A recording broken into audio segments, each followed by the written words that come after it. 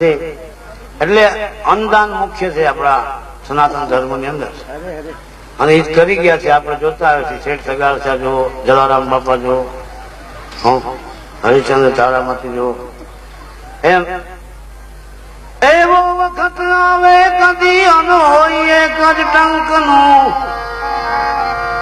તેથી આપે કરે ઉપવાસ પણ રાજી કરે મનરંકનું. એક જ રોટલાનો લોટ હોય ભાઈ, રોટલો ઘડી અને ખાવા માટે થાળી કે બીજા સાધનો કઈ ન હોય, એ જ કથરોટમાં રોટલો ને ચટણી મૂકીને દીધો હોય, અને સામે એ ટાઈમે કોઈ મહાપુરુષ આવીને બોલે ભિક્ષાન દેહી. તઈ જો ઓલો જીવ સમજેલો હોય અને કે મારા તો આ જીવ મારે કાયમ માટે છે, આજ કઈ છે એવું નથી, કાયમ માટે મારી આ સ્થિતિ છે માટે આજ બોલે થઈ જાય.